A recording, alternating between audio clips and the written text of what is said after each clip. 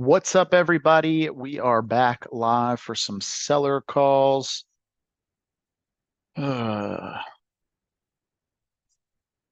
so prayers to everybody affected by the hurricane. Actually just found out we have a property, rental property. We sold it on a lease option, but we technically still own it. That is in Valdosta, Georgia, and Valdosta apparently got decimated by the hurricane. So we're doing everything we can to reach out to the tenants and the occupants. Hopefully everybody's okay. That's what insurance is for. So like we don't, at the end of the day, like it is what it is with the house, but want to make sure that everybody's okay and safe. I know a lot of people were out of their homes and everything. So yeah, so just say for some prayers for all the people out there. All right, we're going to be jumping on some seller calls here in just a moment. Um, actually finishing up comp in a property from earlier. Let's see here.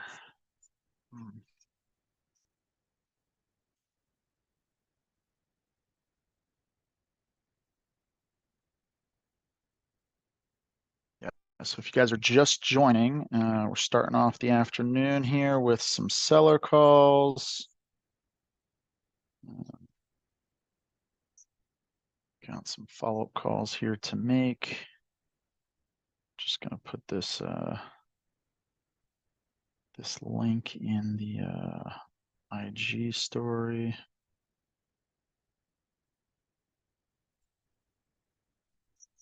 So go ahead and throw say what's up in the chat. Let me know where you guys are at.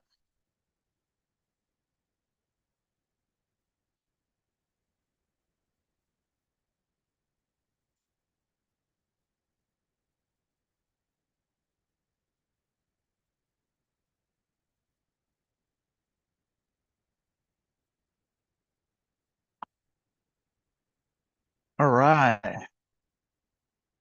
See here. So there's a 5-2. I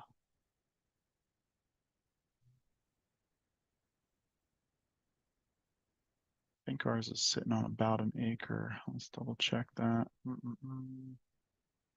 Yeah, it's about an acre. So I'm going to expand that out to like 1.5. We'll just go 2 acres. So there's a 98,000 this year, and there's a 36,000 last year. Well, that doesn't really help. 36 could use some updating for sure. All right, let's look at the $98,000 number.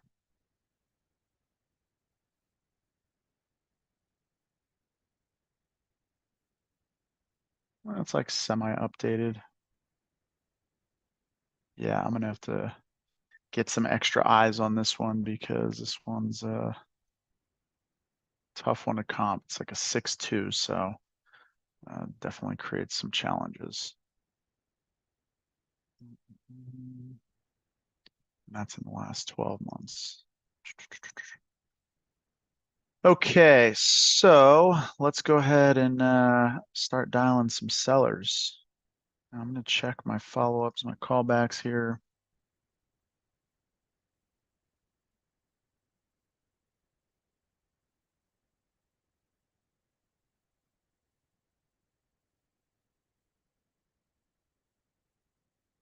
Okay, this one.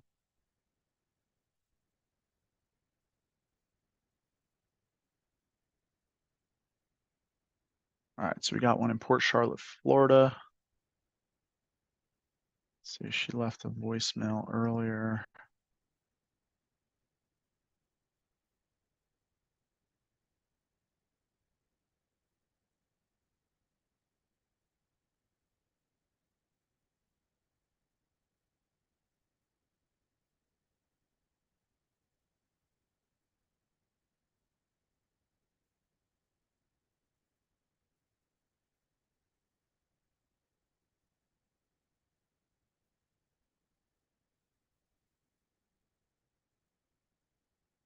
667.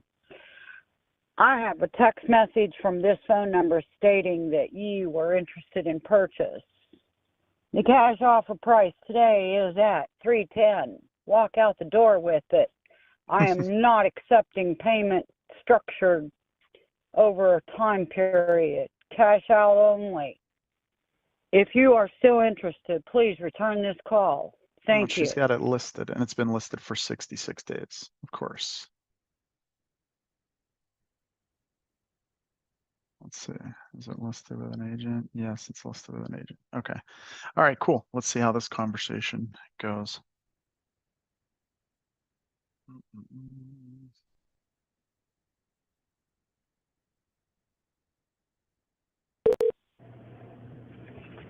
Hi, this is Lori. Leave me a message. I'll get back to you when I've got time.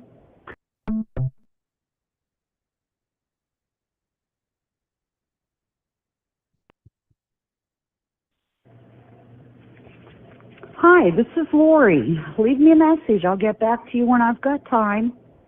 Talk to you sooner or later. Bye.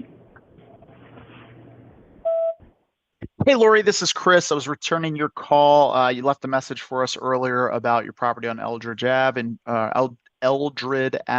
Port Charlotte. Give me a call back when you get a chance. My telephone number is 619-525-7132.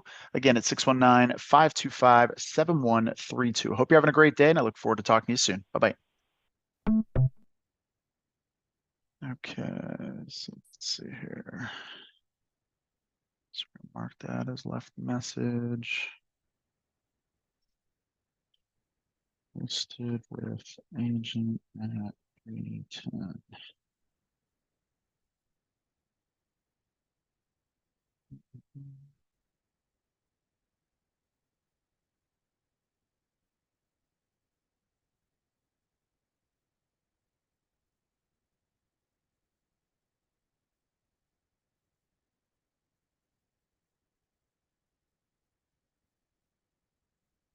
Okay.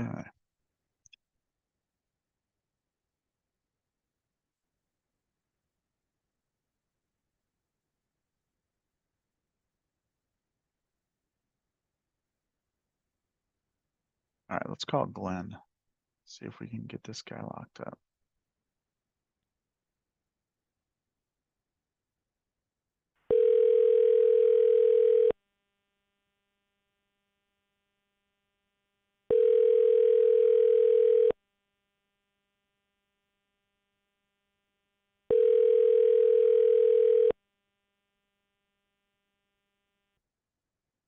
Your call has been forwarded to voicemail.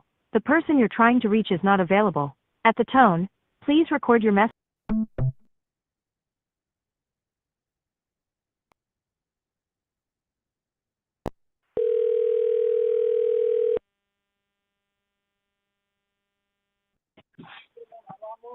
This Glenn. Hey, what's up, Glenn? It's Chris. Hey, Chris, how's it going? It's going good. How about yourself? Oh, not bad at all. Just like trying to get these houses cleaned up I just sold. Oh, nice, nice. Which one's the There's one that client you were talking about? Yeah, the 3 houses Nice. that were hoarders. Yep, yeah. Nice. Awesome, man. Well, I wanted to get back with you, based on our conversation last week and see, where we're at. I know last time we spoke, your wife was kind of having second thoughts about selling, and somebody else said something about us, which is odd because I don't know how they would even know us. But yeah, wanted to just catch up with you and see kind of where you're at. You guys try to sell the property before you even close on it, and then if you don't sell it, then you just say we don't want it. Interesting. How would she have any clue what it is we do in our business? And she said 48 hours. Somebody will call you and some other stuff, and I said, yeah, okay. And then I told that to my wife, and I said, I don't know if it's true or not, but she said, man, we're just going to keep the house. I said, okay, whatever. Got it. Okay. And since we're done with these 3, I'm going to lock the front door on it, and we're going on vacation. Got it. Okay. So you guys aren't selling it at all anymore. Nope. She Interesting. don't even want to put it on the market. She said, we'll just lock the door. Okay. So what's that going to do Don't for you change it. I guys? got your number. Yeah, I gotcha. Okay. Well, I mean, I guess what's the main concern that your wife has at this point? Oh, I think she's just afraid of getting the shaft. And then she said, now, this house is almost paid off. I said, okay. And she said, well, we'll just keep the damn thing. Okay. I said, okay. Getting the shaft, like what do you mean? She feels like that 170,000 ain't enough. She said that a friend of ours talked to her and said that it's worth 260 all day long. I said, probably is if you sit there and wait until for somebody to come by it. Yeah, I mean, if it's, top of the market, tip top condition renovated, I mean that, probably get close to that, if everything's 2024 standards, Right. But yeah, I mean, I was able to get them to come all the way up to the 171.5. So really, I mean, we're only about 3,500 bucks apart. I mean, is she now not even, she like changing her mind on the 175 number that you guys were wanting? I don't know what she wants, man. She's just a woman. Half the time you get them figured out, and then you're wrong, and oh yeah. can't live with them, can't live without them, can't shoot them because they ain't seasoned. I hear you, man. I hear you. Okay.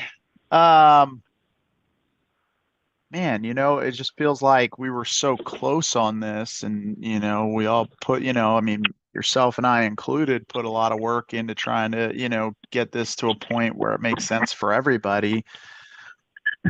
Is there I'll talk nothing? to her again tonight, but I don't think it's going to do any good. Okay. Is there nothing that we could do to come to some sort of an agreement? I don't know at this point. She was ready to do it, and she then boom, she was wanting that 175, and it didn't come, so Yeah. she just said, I gotcha. Well, yeah, I mean, I would hate to be, walking away from a deal over, a few grand. I mean, I don't know if I can, get them up a little bit more to even get to that number, but I guess, it doesn't matter if she's not, ready to pull the trigger at this point. When, and I'm not trying to like, put you in the doghouse or anything and have you, bugging her about it, but I mean, when do you think you guys might have a chat about it? no, I'm get home tonight, and when she sits down and relaxes for a while, then I'll ask her if she wants to do it. Okay. All right. Well, yeah, I mean, I'll do what I can and, talk to her, see what she comes up with. And then, if she's ready to go, then, I'll talk to the team and see, what I can get them to do, if I can get them to squeeze a little bit more. Maybe talk to, because I mean, basically what we would end up doing with it is, essentially, possibly putting some updates into it, relisting it, or we would be, keeping it as some sort of a rental. So, I can talk to the team and see kind of what the game plan is. I mean, if it's, again, we're not super far off. So, I could probably get them to stretch a little bit, and just make some adjustments on, some of the updates that might be getting made and, um, try to bridge She's that even gap a talked little about. She's even talking about cleaning our stuff out and renting it because she can rent it for more than our payment is. bit. How much more than the payment, you think? About $650.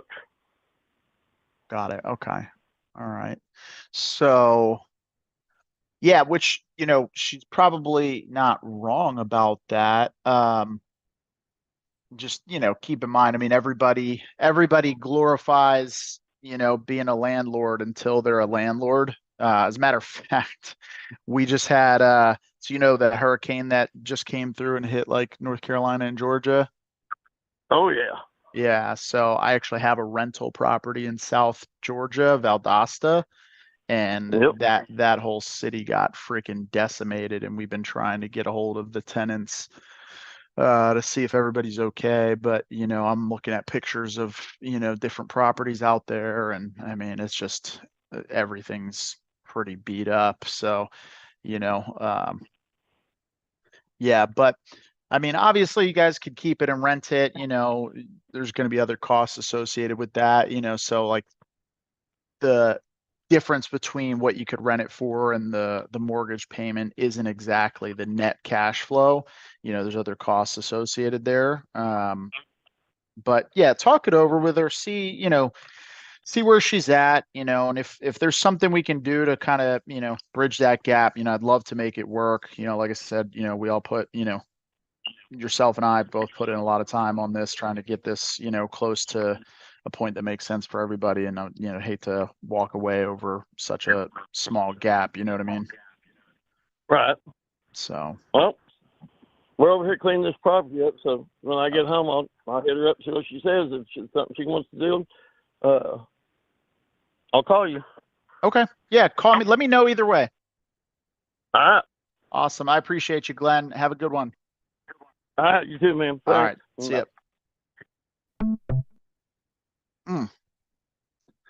So close yet so far. $3,500 apart. All right. Well, let's see what happens here. I'm gonna put a follow-up for Wednesday.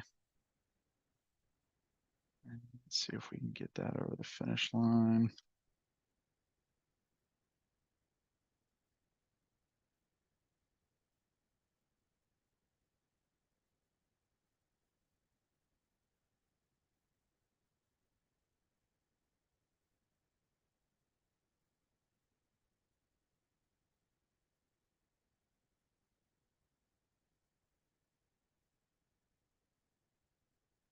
All right. Here.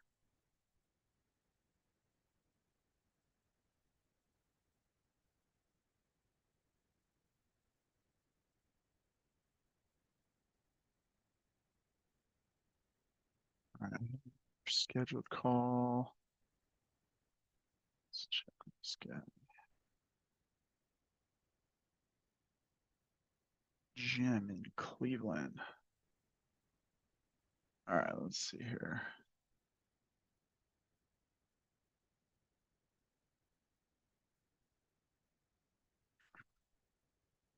All right.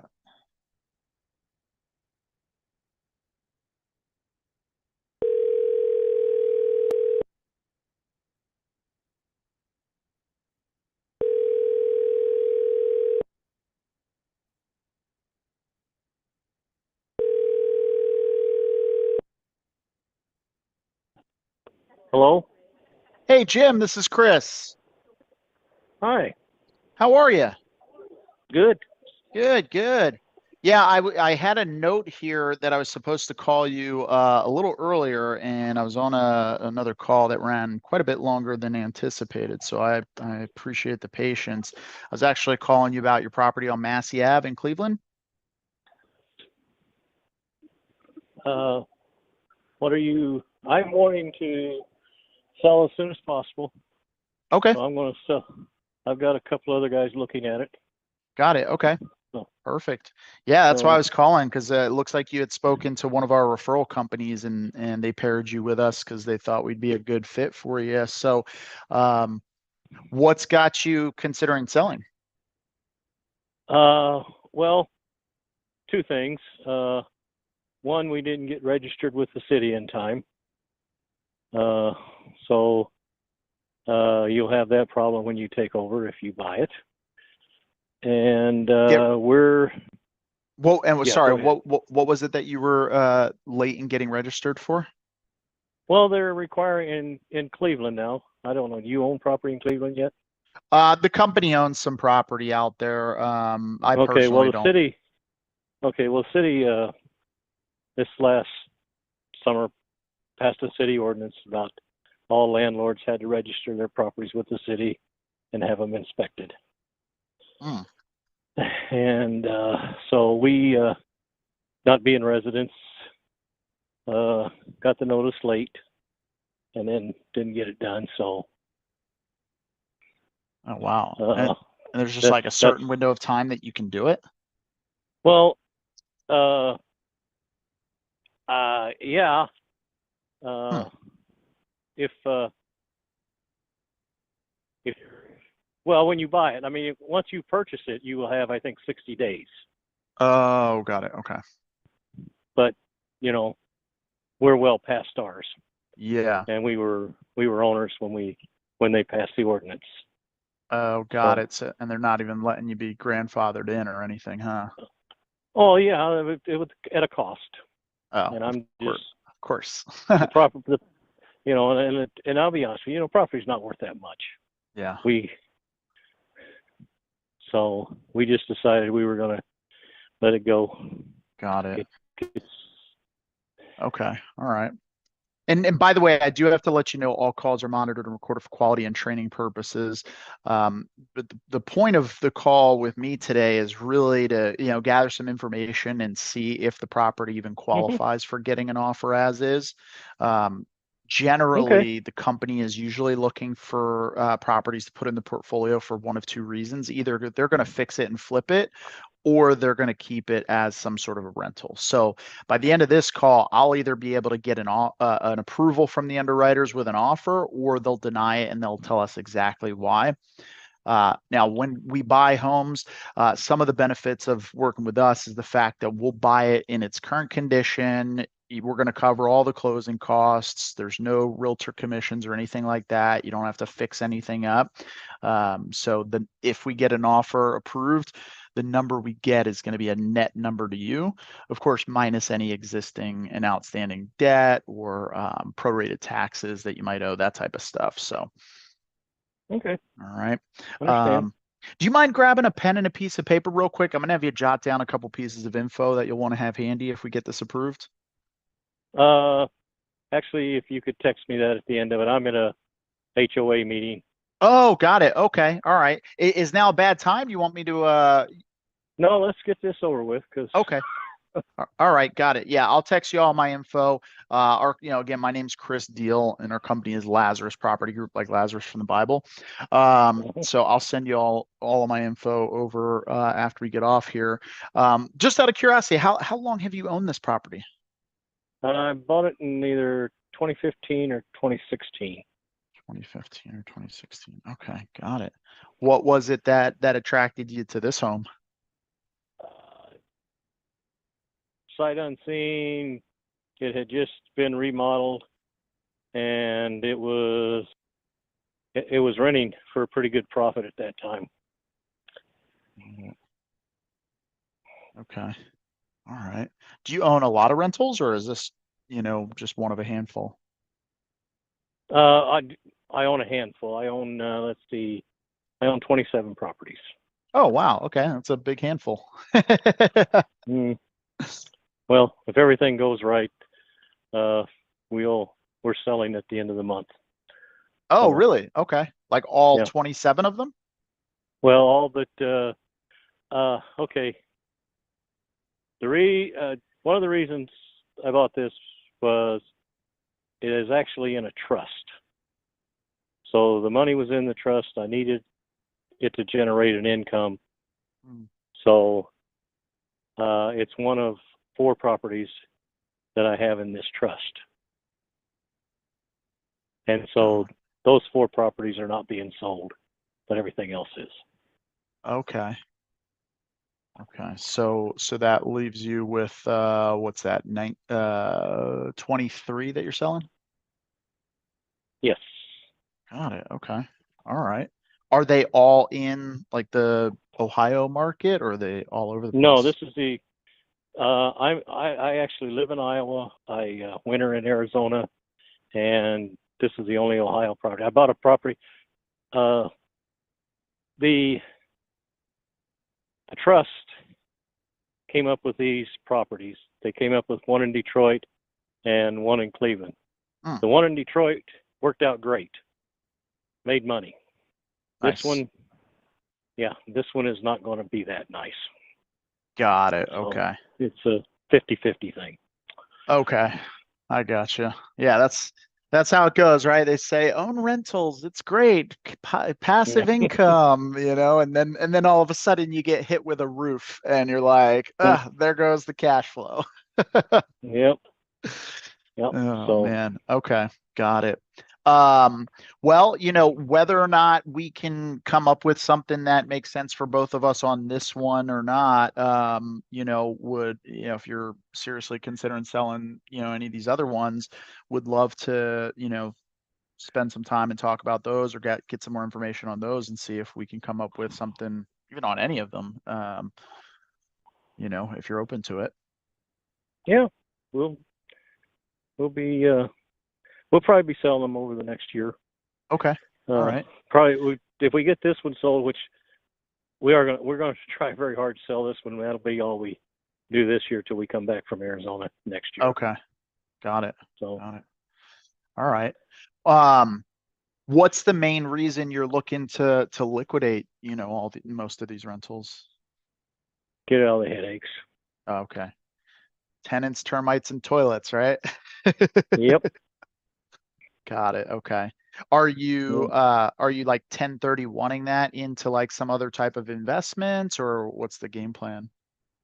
Well, because it's in the trust and the trust is tax free, I don't have to worry about 1031, but I don't think I'm going to sell this one at a profit. So I'm not worried about that on this one. Okay. Now on the other ones, yes, we're going to have to work out something. Got it. Okay. Yeah. All right.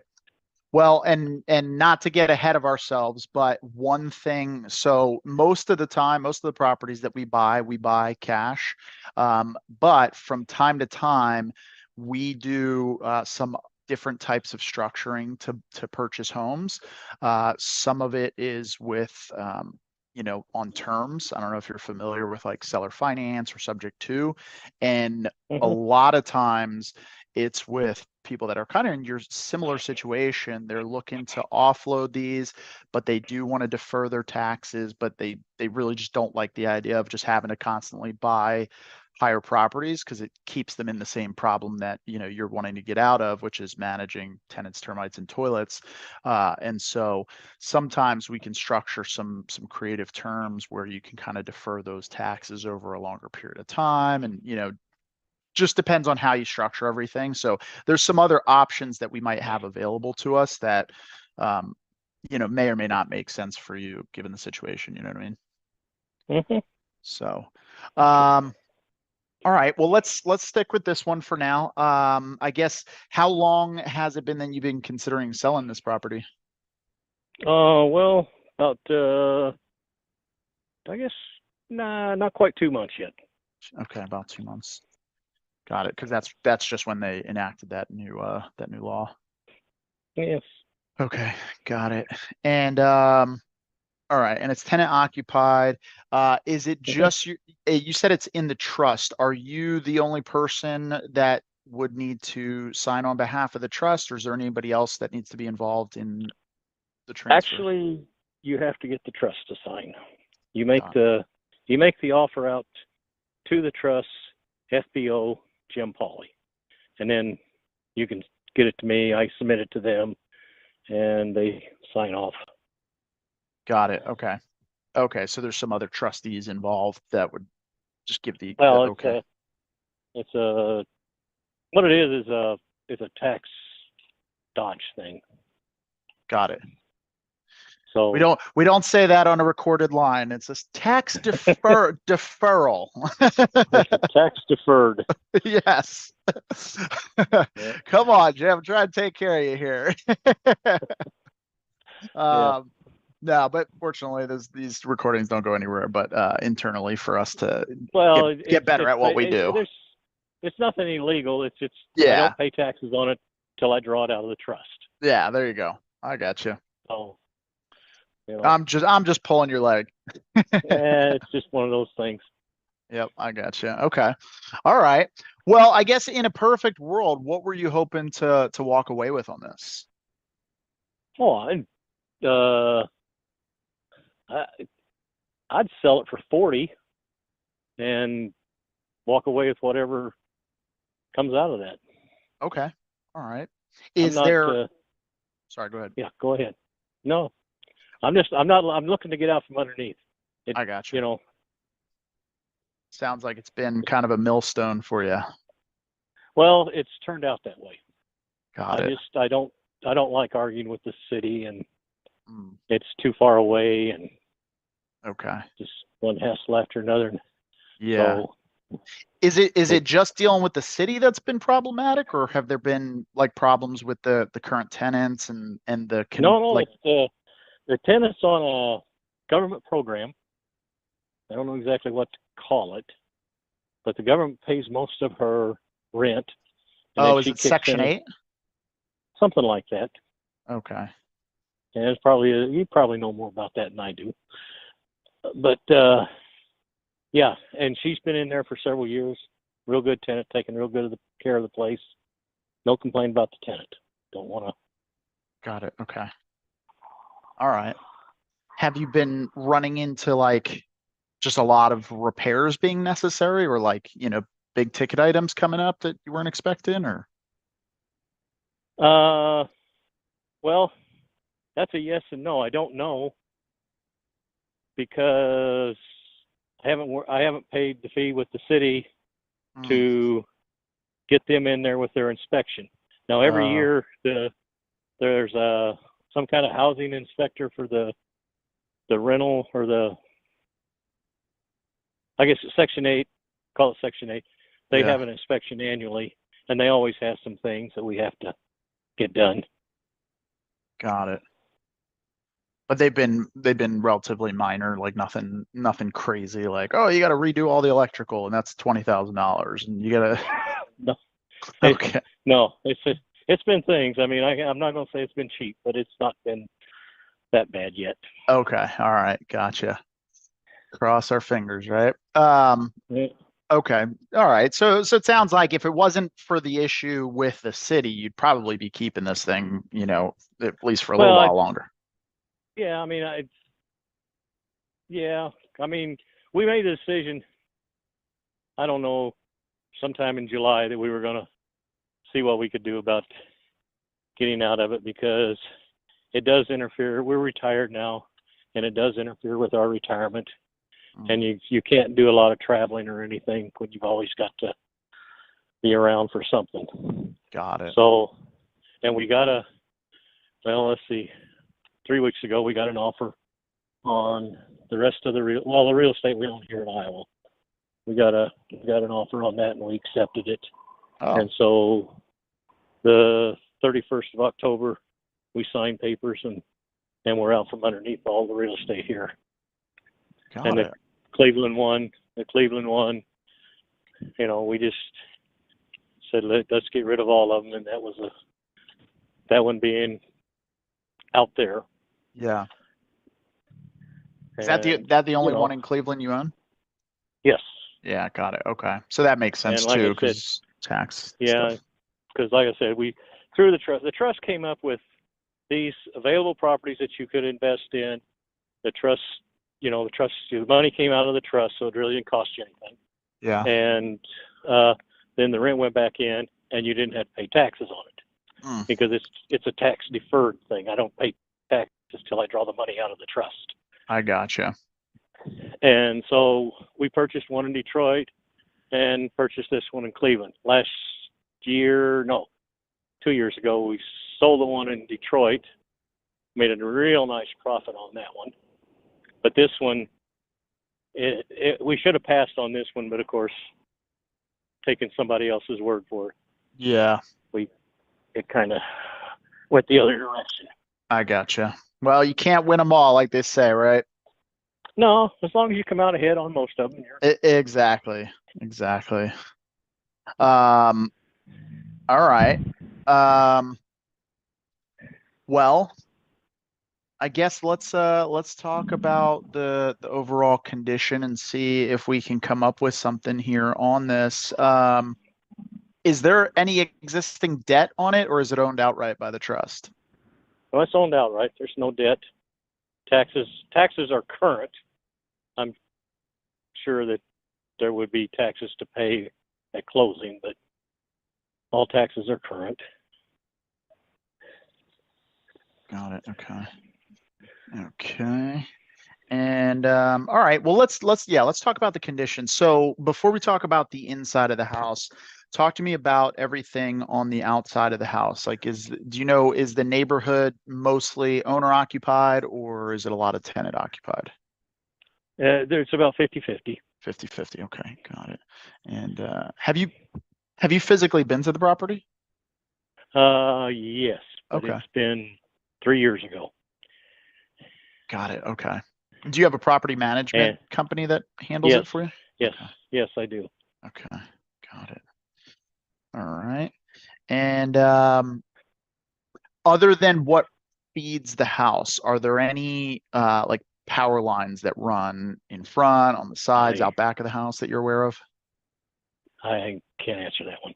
Okay, no worries. Not a big deal. We can Now, figure I will that out. tell you. The house needs painted. Okay. The exterior or the interior or both? Both. Both, okay. Okay.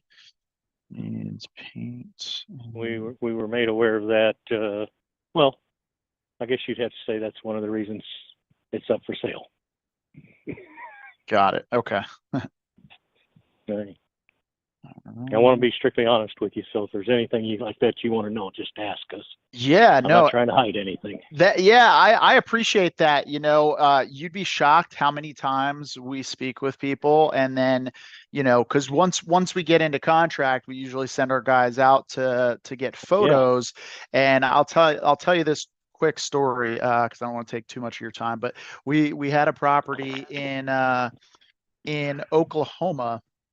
We got under contract. We're like, oh yeah, no structural issues, no foundation issues, no nothing, right? Our guy Uh-huh. gets out to the house and no lie, there was like a 3 to 4 foot pool in the basement. And then after getting that drained, there was like massive foundation issues. And it's like, did you think we weren't going to spot the Gonna look at. swimming pool in the basement? Yeah. Like, No. Uh, oh, so, that's why I got the property manager.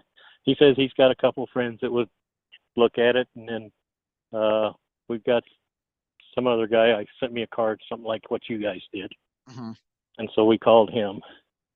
So, but we're just looking to unload it, not I to make a gotcha. profit. Okay. You know, I know I'm going to take a loss, but Yeah. we've rented it for the last 8 or 9 years, so that's what we got out of it. Okay. All right. And this tenant has been here for a few years, you said. Yes, yes.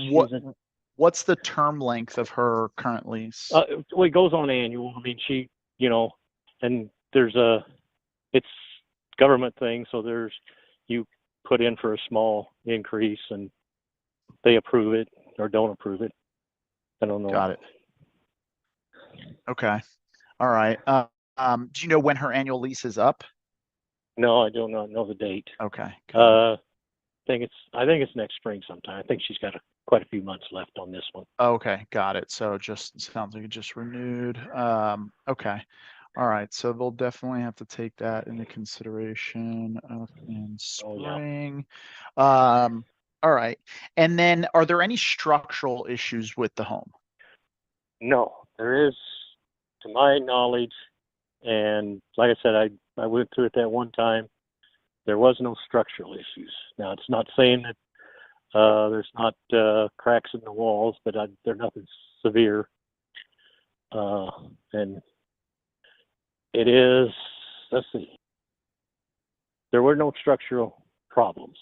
Okay. And it has been inspected annually by whatever this government agency is, 235 or Yeah. Section 8, whatever it is. and they've never mentioned anything. Okay. All right. Yeah, those usually if it's in one of those governmental programs, there's a lot of like, all the annual stuff they're checking, kind of helps keep you on top of things. So that's good.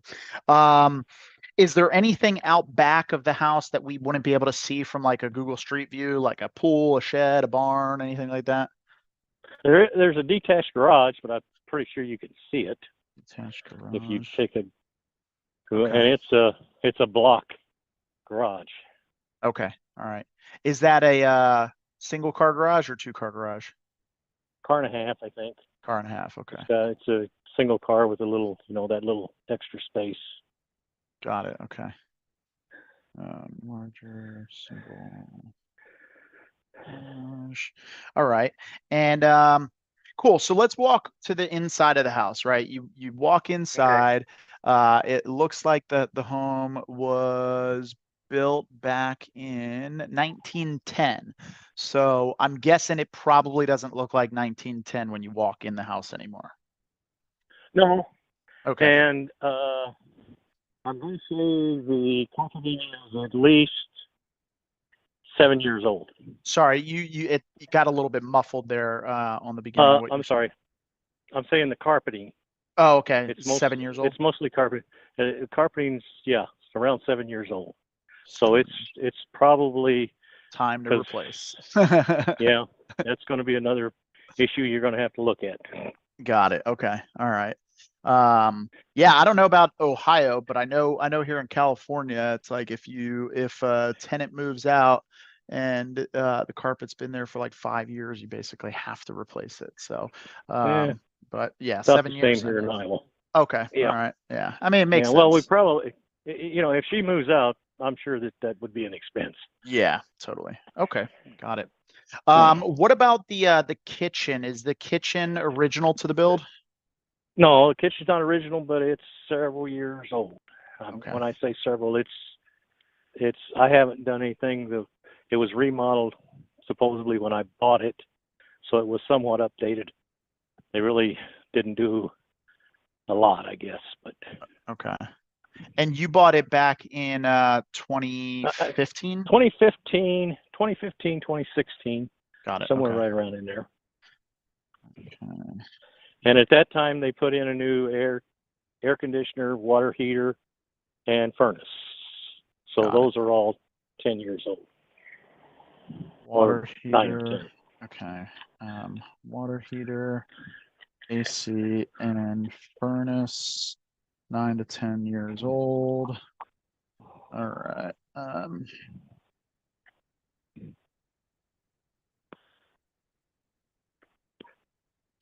Okay. Perfect.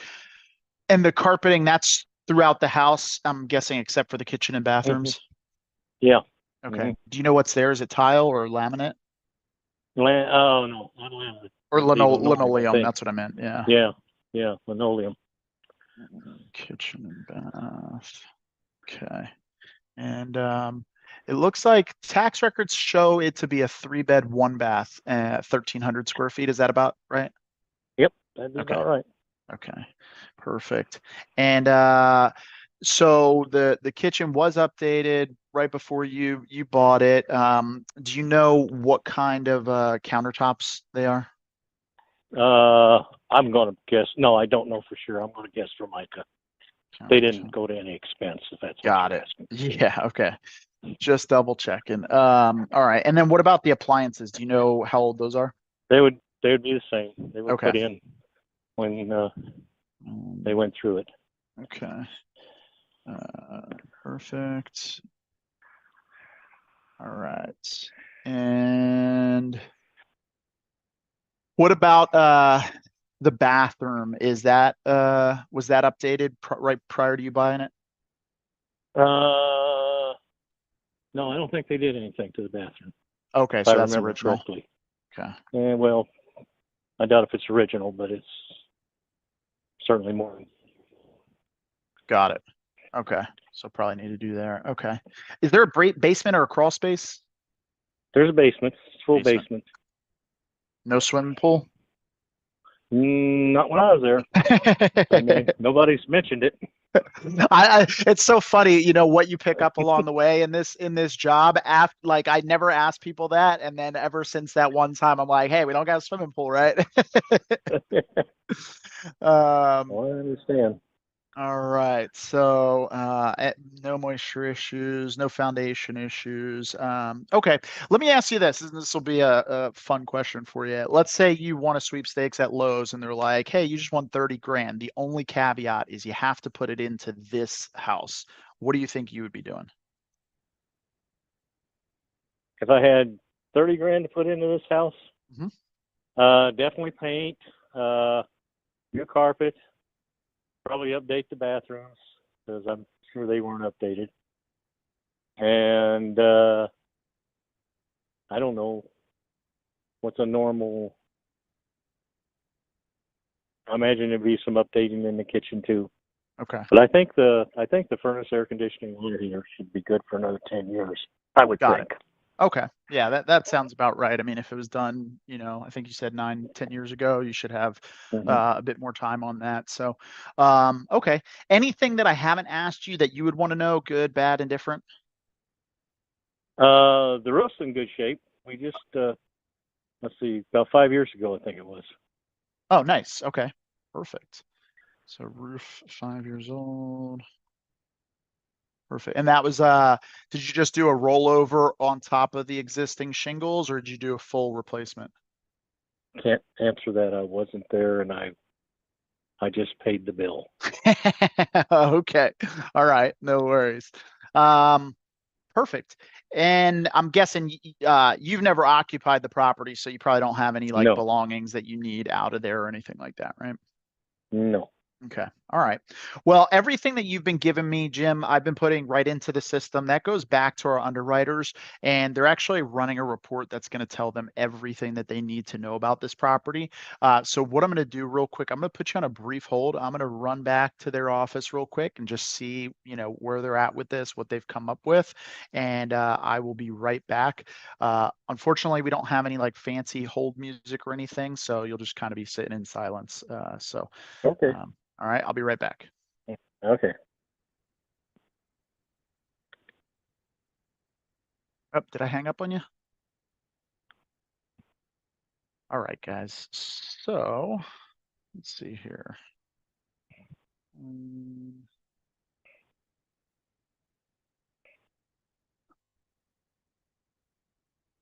all right, he's only looking to get 40.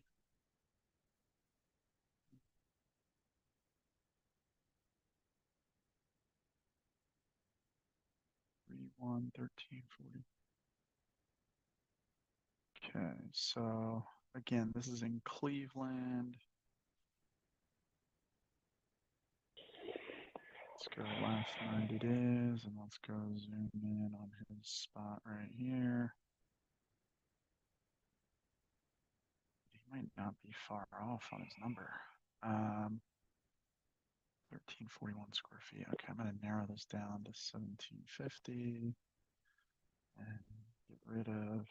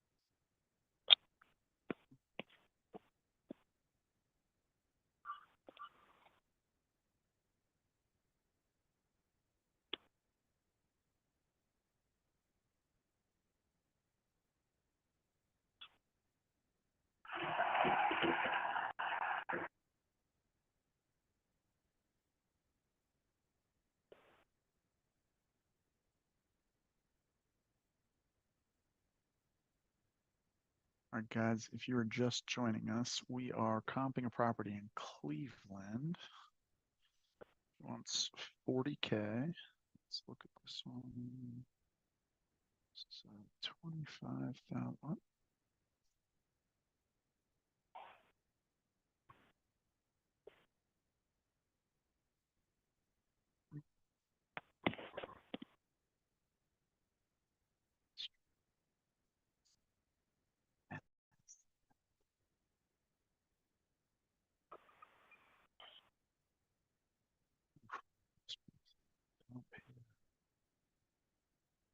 Scotwood.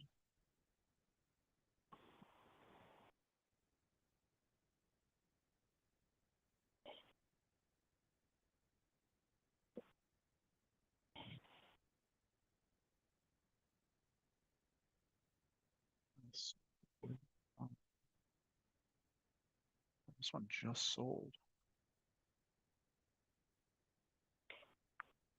Sold for 35. Oh, sold twice. Sold for 35 and then sold for 97. That's good.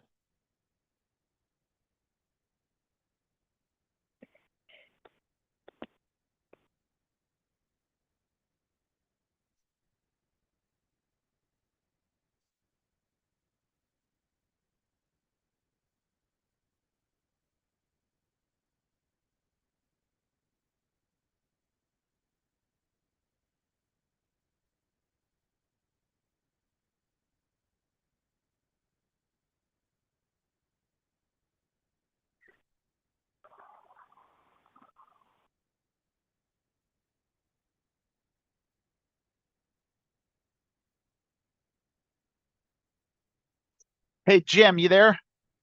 Yes. Hey, sorry about that. So I don't have good news or bad news for you just yet. They had a couple other questions that I just I missed.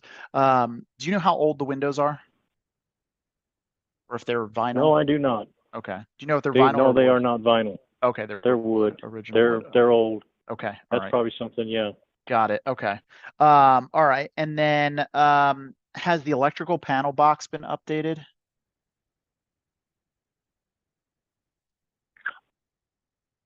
Don't remember if that's one of the things they did back in 2015 or not. Okay. So I can't give you an answer on that one. Do you happen to know if it's fuses or breakers? I think it's breakers, Okay. but again, I can't swear to it. I don't remember looking at it. Got it. Okay. All right. Okay. Perfect. I think that should be it. You said the roof is pretty new. Okay. Perfect. So I'll send that back. If the underwriter was to come back with an offer that made sense for you, do you have like a particular time frame you need to get this done? Our average close timeline is usually somewhere between 30 to 60 days. Well, 30 would be nice because we want to head to Arizona first part of November. Okay. So what is it that would keep you from doing that? I don't know because I've never sold a house like this before. Oh, okay. All right. So yeah, perfect. So that's not a problem at all. As a matter of fact, we've actually sold properties and performed the closing with when the sellers were out of the country. So we can typically just have a mobile notary. So in Arizona, the title and closing company would basically just reach out to a mobile notary wherever you're located. We've even performed a closing when somebody was on like a Carnival cruise line because they have a notary like on the ship.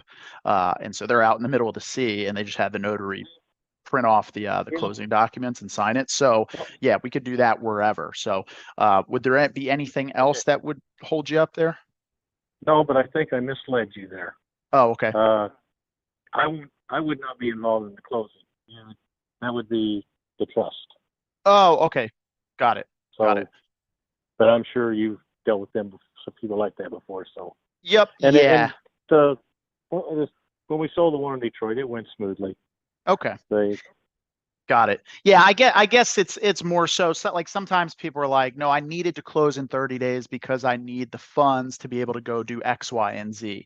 So unless there's an issue like that, it sounds like it's just a matter of making sure that the right people are able to get the stuff to actually sign and get it all squared away. So that won't be a problem at all. Okay. Cool. So if I can get an offer approved, do you mind if I tell you how the process with us works? It's a little bit, different Sure. than some other people. Okay. So once we get the offer or the home approved and an offer accepted, we sign a pretty basic agreement. It's written in third grade English, not to insult anybody's intelligence, but it's just really super easy to understand. After that, within 48 to 72 hours, you would get a welcome call from our transaction coordinator, and she'll line up for us to get photos of the house, that type of stuff. And then the title company, they'll just make sure that there's a clear title for closing. They'll make sure that they have all the documents necessary for the trust and all that jazz. And then we'll schedule to do, probably a couple walkthroughs because we want to make sure we're doing the right inspections for what the city is going to require for this, and then we head to the closing table. Yeah, you'd probably want to contact the city, see what they. Yep. Because we are in trouble with the city, so I don't know what kind of problems you'd get there. Got it. Okay. If you were to buy it, so you probably want to contact them. Okay. Are there any like stop orders or stuff like No. that? Okay. We haven't gotten that far yet. We're trying to get out from under it before it gets that far. Got it. Okay. All right. And I think you had mentioned early on, like if we were to buy it, then as new owners, we would have about 60 days to like comply with whatever. Again, contact the city, but I think Yep. it's something like that. Yeah, I'm not going to hold you to it. Just, just in case the underwriters ask me, I'll let them know. That's what you'd mentioned. Okay. And the last thing they wanted me to ask you is if I can get an offer approved and a number that makes sense for both of us. Are you ready to move forward with a purchase agreement today? Yes. Okay. All right, perfect. So give me a second. I'm going to put you on another hold. I'll run back there, make sure they have everything that they need, those last minute questions, and then I should be right back. Okay. Okay. All right. All right.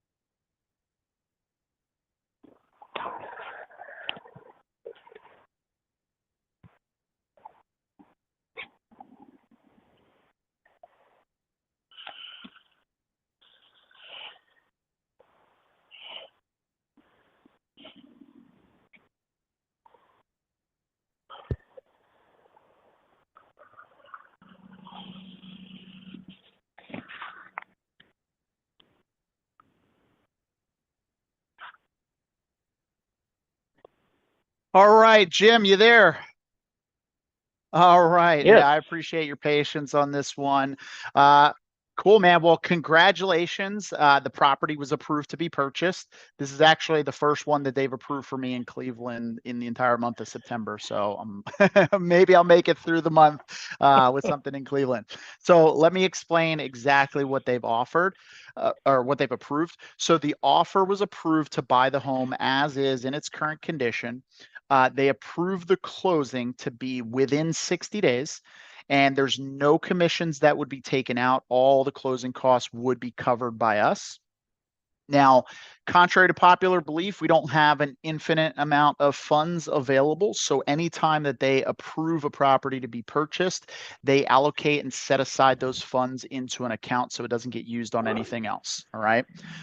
So do you happen to have something you could take a note with? I want to give you this account number so you have it handy. If you ever need to get a hold of us, they can pull up your account and reference the funds. Okay, you're gonna have to wait a couple minutes. Okay, no worries.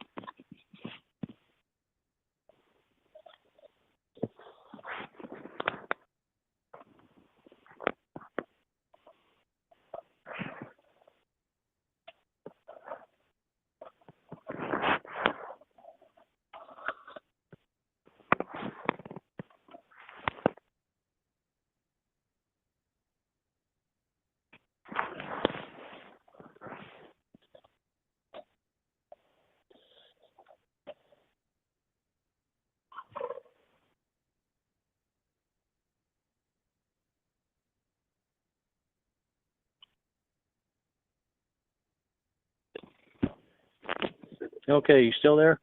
I'm here. Okay, go. All right. So the account number is V as in Victor, W as in Walter, dash 3775. Okay, so ZW 3775. Yeah, V as in Victor. Oh, V. Oh. Yep. Okay, well, we've got to start over there then. Okay. VW. Volkswagen. There you go. Okay. 3775. That's correct. Yep. All right. Okay. Perfect. All right. So the approved offer for the property in its current condition is $22,750. Okay. In its current condition. And you will send me, I'm assuming, a offer or internet or what? How does it go from here? Well, yeah, I mean, if that number works for you and you're ready to move forward, then I would just let them know. They would put together a purchase agreement, and then they would send that, send that over to whoever needs to receive it to sign, and we'll be good to go. Okay. And how long do I have to decide? Yeah, so I have 2 days? yeah, generally speaking, they allocate those funds for about 48 hours. Okay. So yeah, so that's not a problem. Let's see here. And just so I have it handy, do you happen to know the name of the trust that it's in? Yeah. It's a Horizon Trust, Horizon and Trust. I can't, they're in New Mexico, Albuquerque, Okay. and I can't give you a phone number or Or email. right Okay. here, because Okay. I don't. But if you want to call me tomorrow, I can gather all that stuff up for you and Okay. get it to you. All right. Yeah, that sounds good. So yeah, why don't I do that? I'll shoot you a text after we get off with my contact info, and then I'll also include that account number in that text, just that way, in case you misplace the piece of paper or anything like that, you have it in the text. And then yeah, and then just let me know once you gather that information, and then I know you said like 2 days. So let me see here. What's today's what? Oh, it's Yeah, Monday. So Monday. So give me till close of business Wednesday, Wednesday. Okay. or you? I don't know what. You're 2 hours ahead of us, right? 2 hours So behind. Where are you at now? You're not in Arizona I'm yet. in You're in. Iowa. Oh, No, okay, got it. So I'm you're in. Yeah, central. behind. Okay. Yes. Yeah, yeah. Yes. So It's yeah, so it's 4:39 here. So it's what's it? 6:39 over there now. 6:30. Yeah, Okay. 6:30. So All right. yeah. So if you call me. I don't know, two Kind of o'clock around the your same. time. Oh, okay. Yeah. Okay. Yeah, Yeah, that sometime works. around that. Sometime anytime after lunch. Okay. I will give you an answer one way or the other. Got it. Okay. All right. Perfect. Yep. Perfect. Awesome. Other than that, any questions that you have for me at this point? No. Your offer's less than I was hoping, but I'm wanting to sell, so I'm not turning it down yet. Okay. A not yet is better than a no. So I'll take that. And yeah, well, let me know. What, just out of curiosity, what are the main things that you're, kind of wrestling with at this point, I guess would be the way to say it. Well, I'm not really wrestling. If, like I said, I got two other guys looking at it. If you're the better offer, I'll take your offer. Okay. So Got that's, I guess, that's what I'm waiting to see. Yeah, just see who's going to come with the best offer. Okay. No, Yeah. that makes sense. Well, here's the thing, Jim. I'm on your side. The hardest part of my job is getting these guys to even approve an offer, approve a property. So that's huge for me. So anytime I can get it over that stage, then it's just a matter of like me, figuring out where we got to make it happen. So, I'll ask you something. You can tell me no, but I'll just ask if it would be okay if you do end up getting an offer better than ours, if you would just give me one last crack at it. I'll go to bat for you and see if I can get them up on it. And if I can't, we part friends, and you have the other offer in your back pocket. And if I can, then I'll do that. Yeah, like I said, I'll take the best offer, so I'll give them the same answer I gave you. Okay. Give me a couple of days, and then I'll call you back and see what you want to do. Okay. Perfect. Yeah, I appreciate that, and again, like I said, I'll do what I can, so let's see what happens, and we'll talk on Wednesday, and then we'll take it from there. Okay. Okay. Awesome. I appreciate you. Yep. It's been great chatting with you, and have a great rest of your evening. Okay. Thank you. All Bye. right. See you, Jim.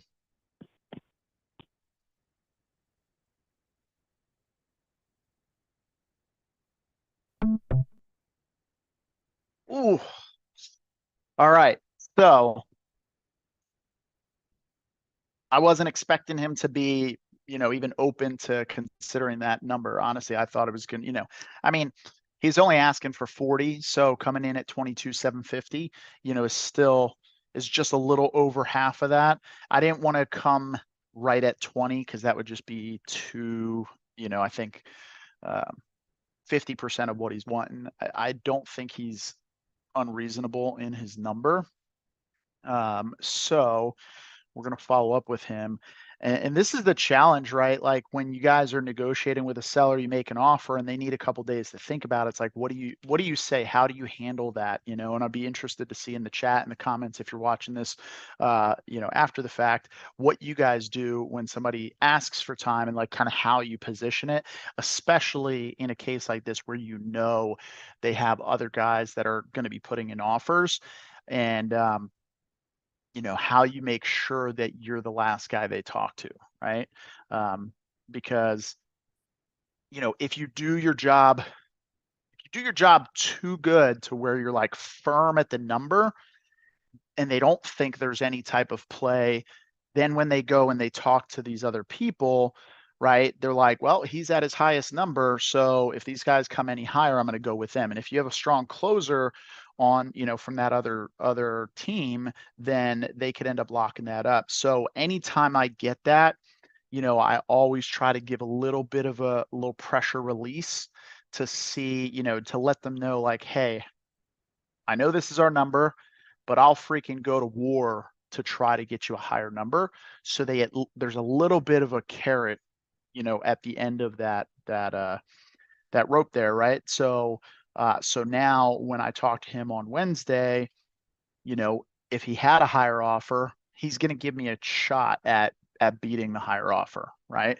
And so I know I could probably go up to about 35 on this and make it make sense. So we'll see what happens here, and we'll keep you guys in the loop.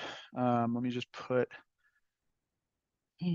all my figures into my system. And then offer range 20 to 35K. Yeah, and there's a comp. So just so you guys know, what I was kind of basing this off of is there's a comp that actually sold twice in the last couple months. It sold in June for $35,000, and then it sold a month later for $97,000. So I don't know what the deal is there. I couldn't find pictures of it other than just like the Google Street View. So I don't know if it's just like a clean out and list type of situation or what, but I mean, it's a 3-1, 1,074 square feet. There's also another comp. Let's see here. Christian put a comp in the Slack. Let's see, where is it? It is Pasadena.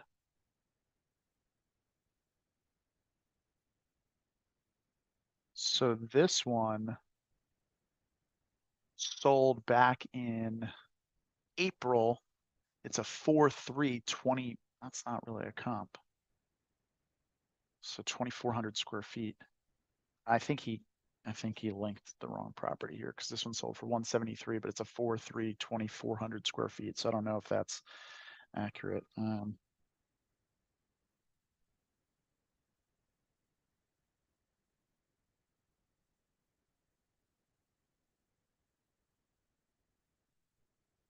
All right, so I will follow up with this guy on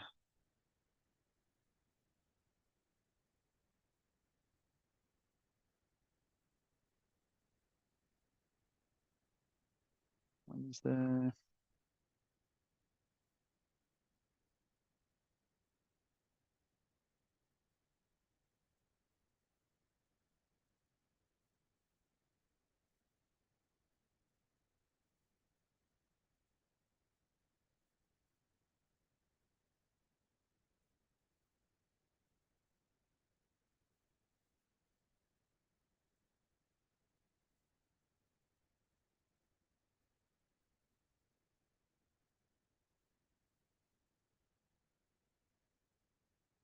by the way, guys, the other thing that's really, really important is like, any of you guys who have been watching any of my lives know that I try to build a lot of rapport throughout the call. That rapport is going to be the difference between a guy like Jim signing with somebody else when they come with a higher offer versus giving me the last crack, right? If I just come in and I'm just business, I don't care about making connection, then he'll sign with somebody else if he feels he has stronger rapport, or they just give him a better number. But because I have really strong rapport with him, I have no doubt in my mind he's going to give me a crack at this on Wednesday. So that's something that's really important. And on top of that, the guy has 23 other properties that he's selling in the next year. Do you think if I get this one done, you think he's going to give me a shot at all of those other 23? Willing to bet with almost 1,000% certainty. And if we can get this one done, then there's a lot more that we can do. And I don't know where those other ones are. I know he said he had one in Detroit that he sold. He's moving to Arizona. So we'll see. We'll see what comes up. But all right. So let's see. We put him in at 230.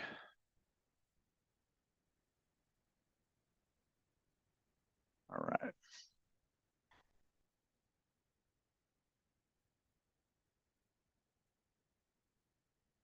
All right, man, my computer is freaking dragging.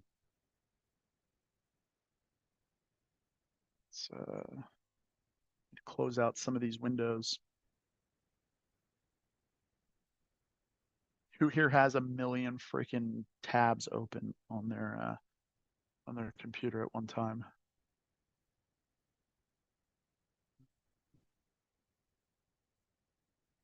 Let's see, so that was a scheduled appointment. So that's the other thing, right? So this one was a scheduled appointment. We have a VA that's going through, she just goes through all of the text message replies, and she reaches out to them and tries to schedule appointments. So that definitely helps increase efficiency if you guys are not doing that. If you are in a position to do it and you have a VA that you could use, I would highly, highly encourage that. It'll save you a bunch of time, energy, and effort. Okay. So who's this? Ramona.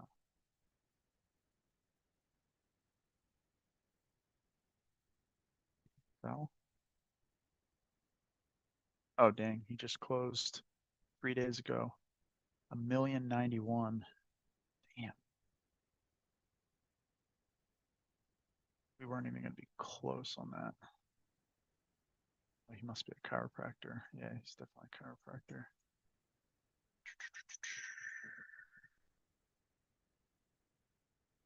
Okay, so that one's sold. All right, I'm going to dial one more person here.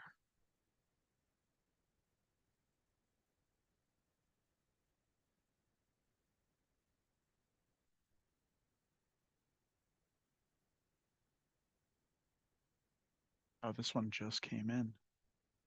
Let's go.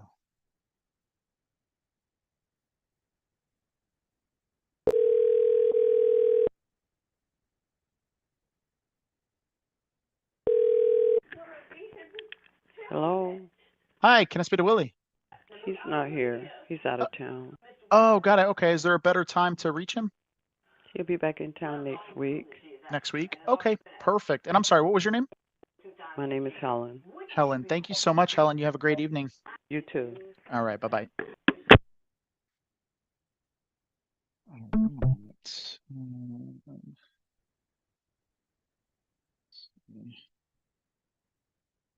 Until next week. It's a landline.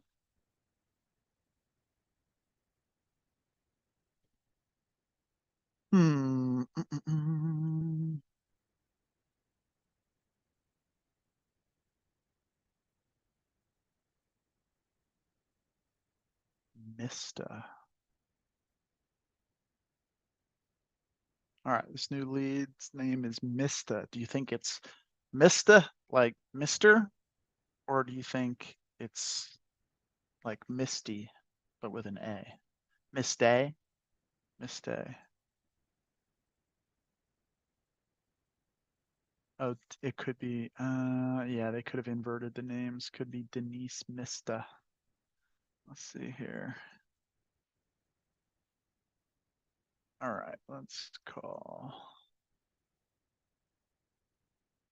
I guess Denise could be last name, but more than likely it's first name.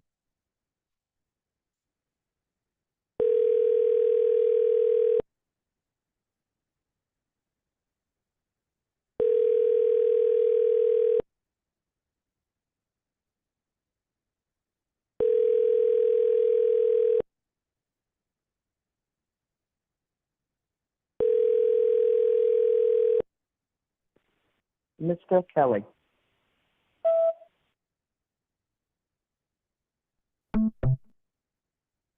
I guess it is Mista. Reminds me of what's the what's the not Happy Gilmore? Maybe it's Happy Gilmore, right? Is it Happy Gilmore and the Asian lady? Mista, get me out of here.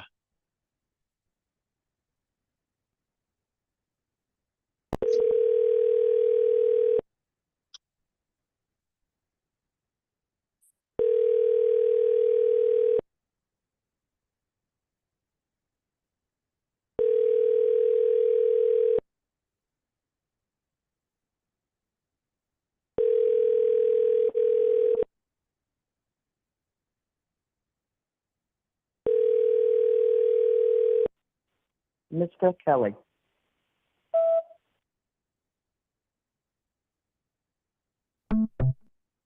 Oh, Patrick, bro, I've had like 4 or 5 people hit me up that somebody created a fake Facebook profile of me, and then the person's like, chatting people up, and it looks like a freaking, it almost looks like some sort of AI. And he's like, talking about like, oh, you're in real estate investing. And then it goes into like some crypto scam. So yes, if you guys are watching and I've DM'd you on Facebook, it's probably not me. Cause I'm not going to just cold reach out to somebody. And if I do, you'll know very quickly if it's me. But yeah, I'm not trying to sell any crypto stuff. So if you got somebody in your DMs named Chris Deal with my profile and everything and talking about some crypto stuff, it is 1000% not me. I don't do the crypto thing. I've bought a little bit of crypto, but I'm not hustling crypto. So if you get something like that, definitely report that profile immediately. Dude, the calls are going good, man. If you just jumped on, you should definitely go back, rewind the tape. Let's see, I've been on for 82 minutes. So I think I was on with him. Let me see here. I was on with him for 50 minutes.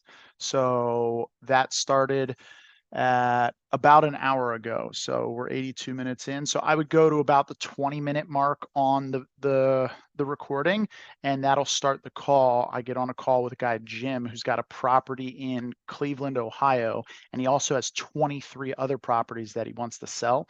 But this one, he wanted $40K for it. And the only reason he's selling, at least from what he told me, he seems like he's being pretty honest about everything. Only reason he's selling is because the city passed an ordinance where you have to get registered to be a landlord out there and jump through a bunch of hoops, and he missed the deadline or whatever. But apparently at the sale, oh, that was a 1-call close attempt, by the way, Patrick. So it wasn't just a discovery call. So my goal every single time is I'm trying to do a 1-call close. And then from there, if it doesn't end up being a 1-call close, I'll follow up with them. But anyway, apparently at sale, so if we were to purchase the home, then we'll have 60 days to go through the process to get it registered through the city and be all good to go. But he passed that deadline because he's out of state. He didn't realize or whatever. So he wanted 40 for it. We offered him 22,750, and he's thinking about it. I'm gonna have a follow-up call with him on Wednesday. I know he said he's got like 2 other guys that are gonna be making offers on it, and I just got him to basically give me his word that he's gonna let me get last crack at it. So and in that 50 minutes, man, it's like tons of rapport building along the way, making a connection, and he's going to be more inclined to want to chat with me. And he said he would just tell those other guys same thing he told me effectively, which is basically give me 2 days to think about it. So I'm going to be the last one. New to your channel from Brandon's live stream. Oh, that's what's up, dude. Yeah, Brandon's the man. Cool. So hopefully you're getting value out of some of these calls, man. If you haven't listened to any yet, definitely keep listening. We just got a wire for had a deal close on Friday. It was like a $35,000 Novation deal, JV deal. So if you ever have, I'm guessing you're probably just doing cash wholesale deals or what, but if you're not doing novations and you have some cash deals that they don't work as cash wholesale deals, definitely bring them to me and I can convert them over to novations, and we split those deals. We're doing nationwide and we're just crushing it, dude. So we have a ton of deals in the pipeline right now, and we just got that one closed. We locked up one a couple weeks ago that's going to be like a $210,000 deal. That's a novation. We got another one in the pipeline that's going to be like $175,000 novation deal.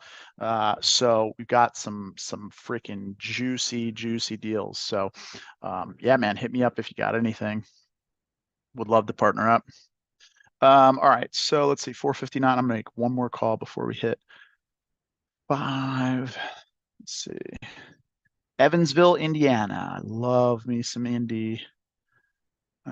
Condition 10. What? Okay.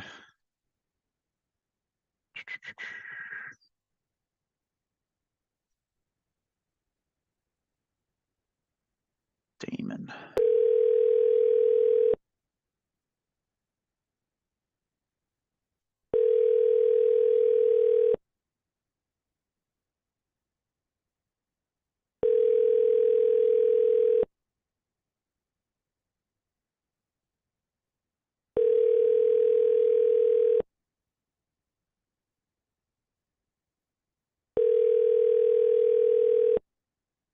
Your call has been forwarded to voicemail. The person you're trying to reach is not available. At the tone, please record your message.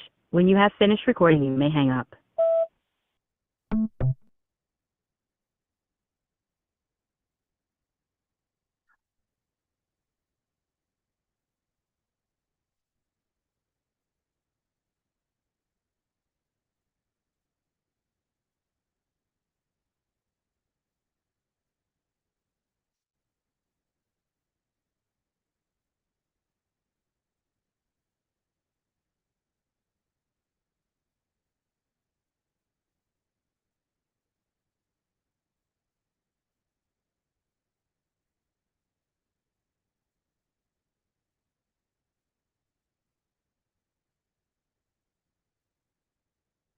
Not wholesale right now. I got recruit. Nice, dude. That's what's up. What city are you in, and where were you doing deals? No answer.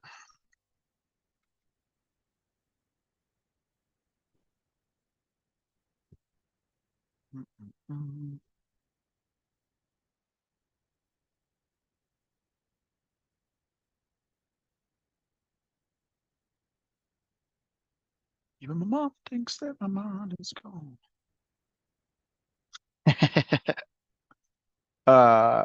Christian's underwriting a deal from earlier. So we had a guy who wanted, where's he at? He is in, Kansas City. Okay, nice. That's what's up. I hear Kansas City's a good market. It's like a busy market. There's a lot of flippers.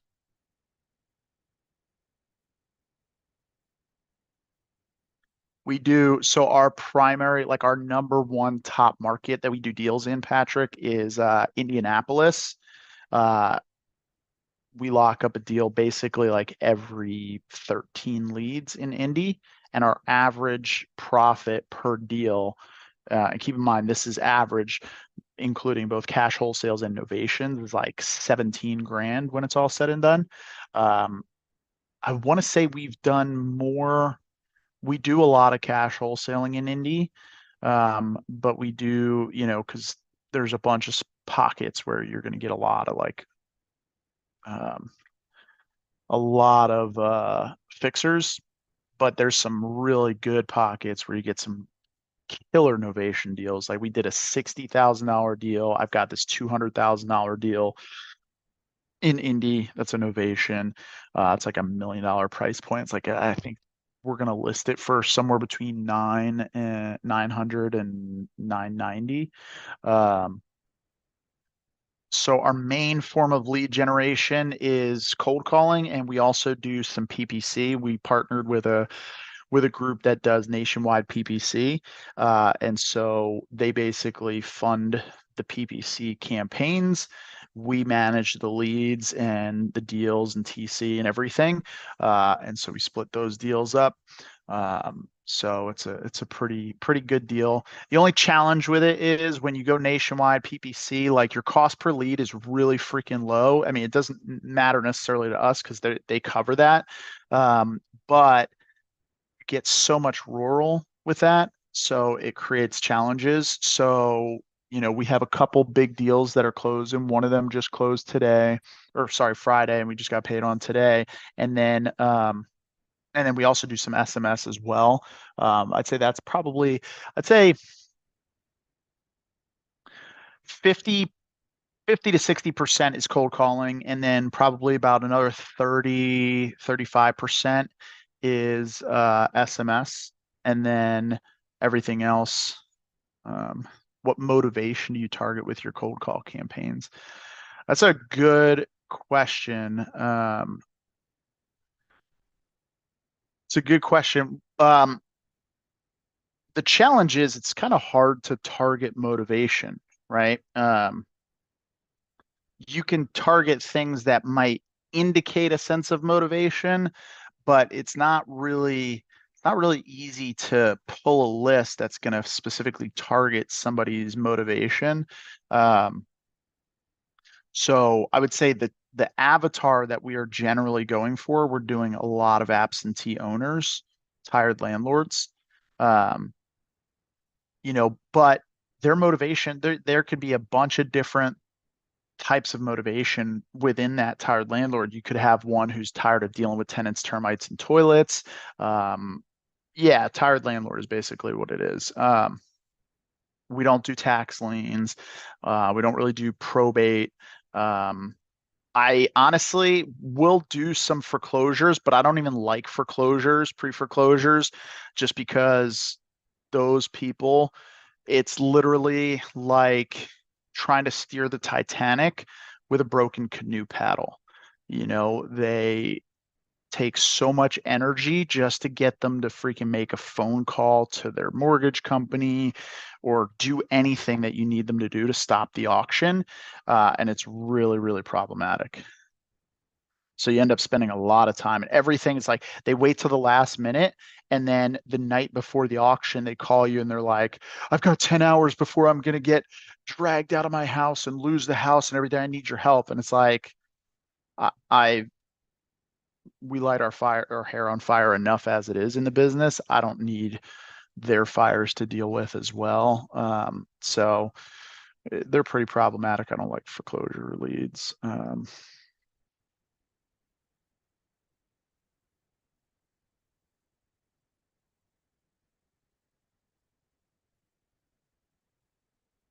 Nice.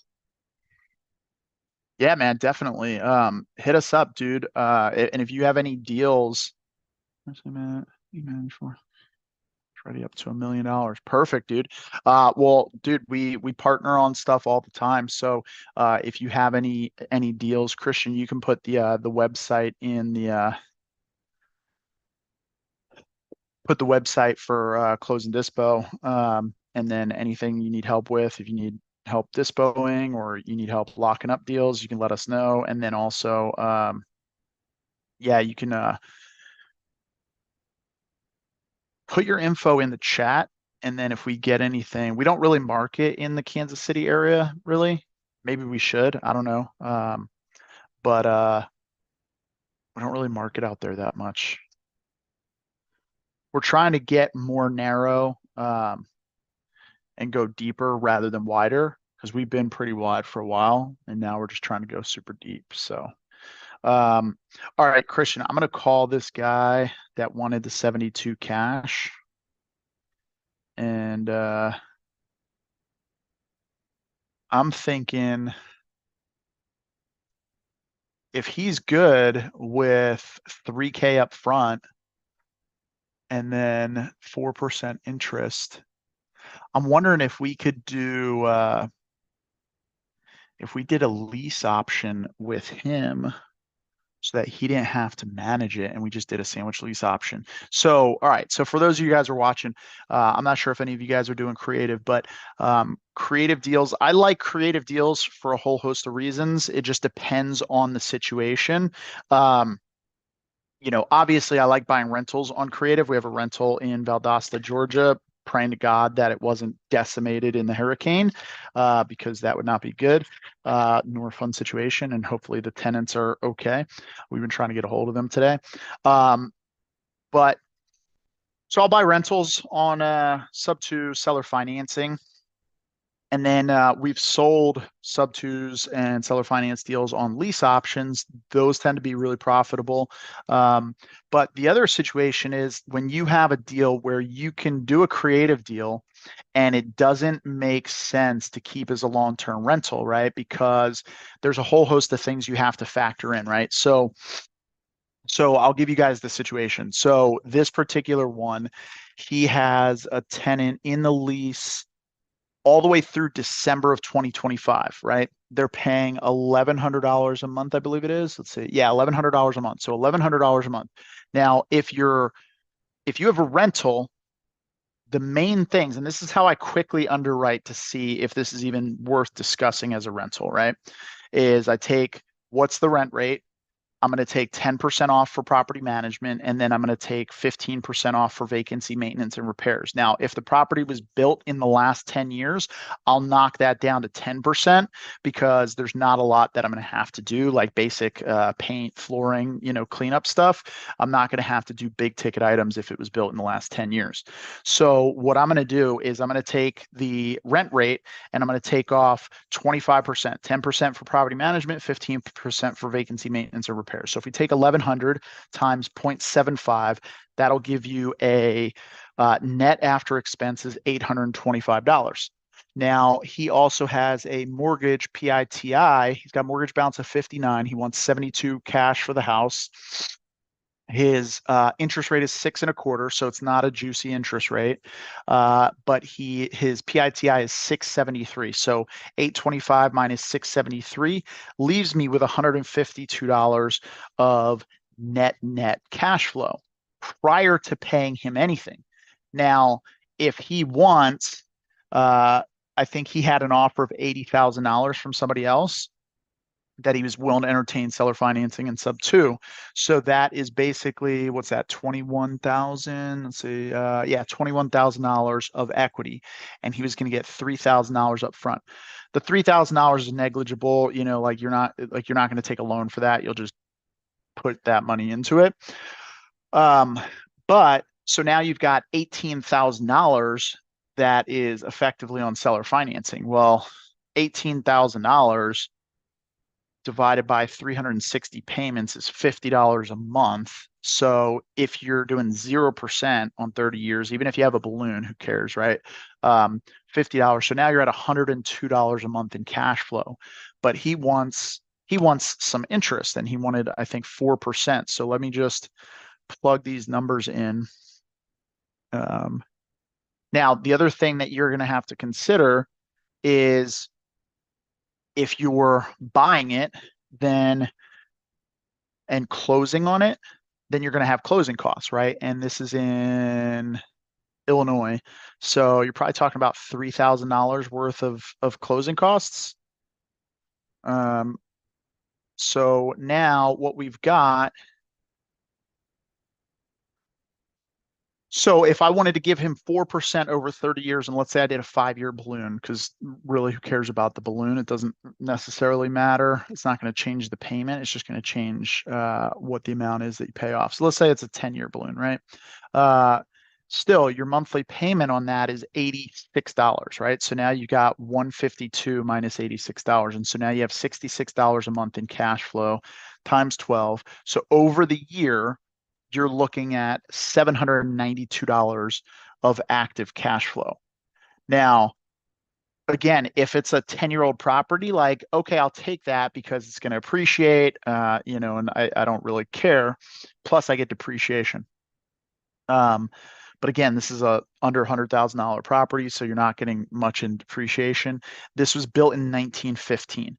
So honestly, I don't want that cash flow. I don't want the property on my books. I don't want to own it. I don't want to be responsible for it.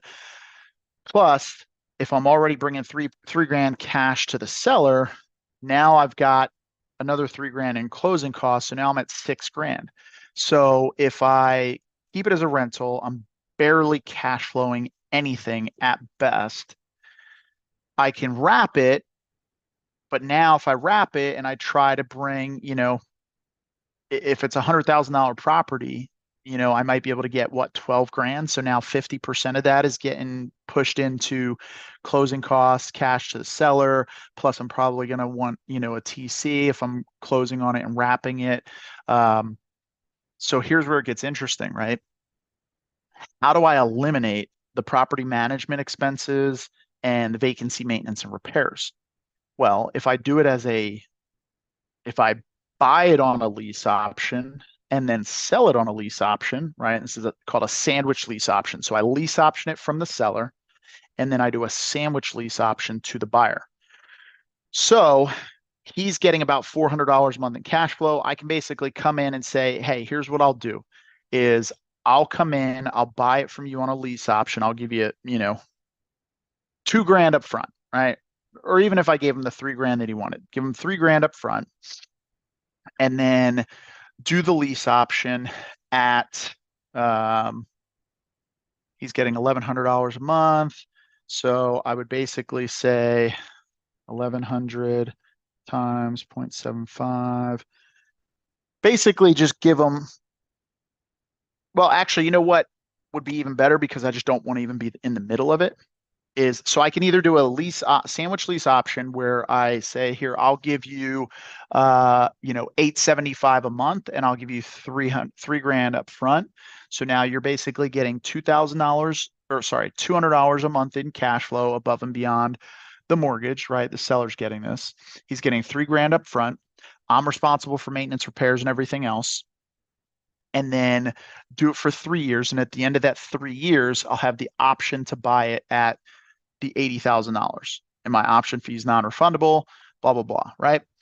Then I turn around and I take the tenants that have already been there for 3 years and I say, hey, how about, rather than you guys renting it, how about we give you the opportunity to own it? You guys, all you have to do is give us 15 grand, right? So we make $12,000 up front. So give us $15,000 non-refundable option fee. We'll give you 3 years. And as a matter of fact, we could even lower the monthly payment from $1,100 to, $1,000 or something like that, or keep it at $1,100, whatever, right? But we would effectively get the difference in the cash flow, right? So if we did a lease option with the seller at $800 a month and we kept them in at $1,100 a month, we would pocket $300 over what he's getting, plus we would pocket the $13,000, and there's no closing costs or anything like that. So we do a 3-year lease option with the seller, 3-year lease option with the buyer, and then we just pocket that 12 or 13 grand and peace out, plus a little bit of cash flow every single month. So that's one option. The other is a lease option transfer, where basically it's wholesaling a lease option. So you get in contract for a lease option, and then you just assign that to the other buyer. And you say, hey, I'm going to lease option this from you, Mr. Seller, 3 grand up front, $1,100 a month, whatever is what it is. And then 3-year lease option, and then we just assign it to the tenant and say, hey, we're going to give you the option to buy this out at the end of 3 years for $80,000. All you got to do is put down $15K, and that $15K, it'll actually be a lease option at 95, right? So basically that $15K will be credited towards that $95,000 purchase. So you're just assigning it and getting that cash, and then you walk away. So now the better thing with that is you're completely out of the deal. So the seller can't, let's say the tenants stop paying, has nothing to do with you. You're not evicting them and then having to keep making payments to the seller. It's the seller directly with those tenants, and you just walk away with 15 grand, call it a day. So that's an option. So let's see here. So cash offer. So his whole, I don't know what the pairs are actually, so it could look like this.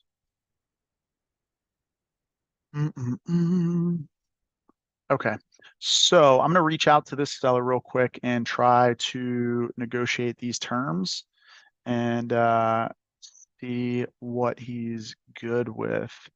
Let's see here. If we did it,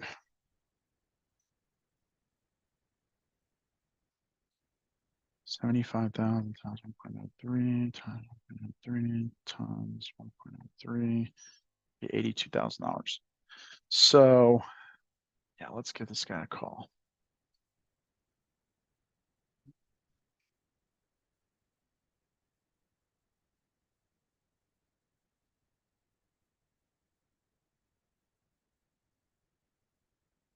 Christian, you still watching?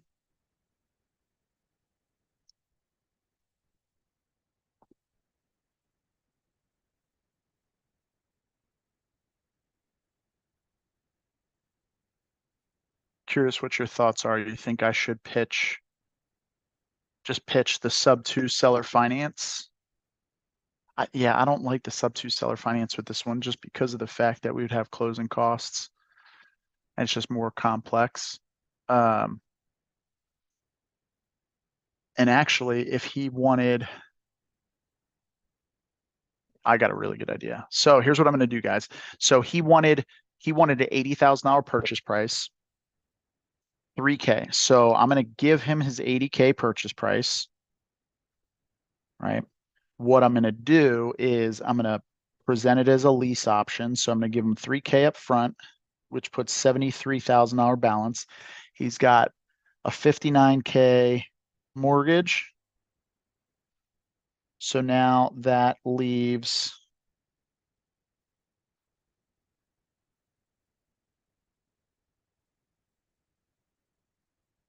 see 80 minus 3 minus 59, the $18,000 sub-2 or seller finance, basically, right? What he's thinking is the interest, right? And so at 4% was what he was fine with. So if I can just present him with the fact that, hey, 18, exactly, Christian just messaged me, yeah, lease option is better because he gets the depreciation. So I'm going to present this as, hey, look, here's the deal. And it's only an $85 a month payment on the seller finance. So he would actually get $673 plus $85 a month. And then what I would do is I would say, because one of the things was he didn't want to have to manage the payments anymore, making the payments to the mortgage. So we'll just set up a third-party servicing company, and that'll be $40 a month. That'll just come out of the freaking tenant's pay, right? So effectively, he'll be getting $800 a month. So 800 minus 40 to the servicer, then minus 673. So he'll be pocketing about $85 to $87 a month in cash flow, but he's not responsible for anything. He's getting $3,000 up front, and then it'll be a lease option. So at the end of 3 years, we can exercise the option to buy it at $80,000, right? So now effectively we're paying, and then we turn around and we lease option it, or we transfer it over to the tenant, and we say, hey, look, you can continue making the $1,100 a month payments, and those $1,100 a month payments We'll cash flow on those. So we'll figure out the exit on the back end. But long story short, I can effectively give the seller exactly what he wants and more, because now he's going to continue to be able to depreciate it, and the contract will stipulate that we're responsible for all the maintenance and everything. So let's see what we can make happen here.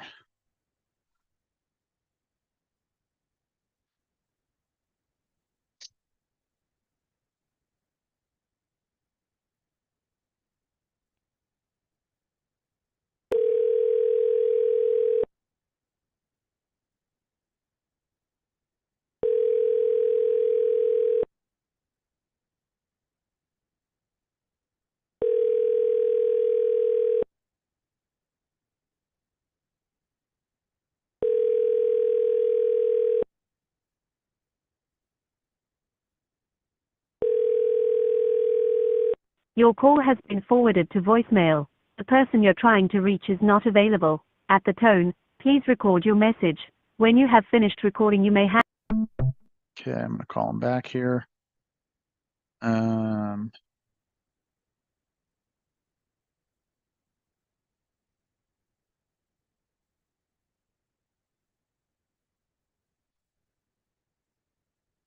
Give him one more shot, and then if I don't get a hold of him, we're going to end the call on that note. So it'll be a little underwhelming, but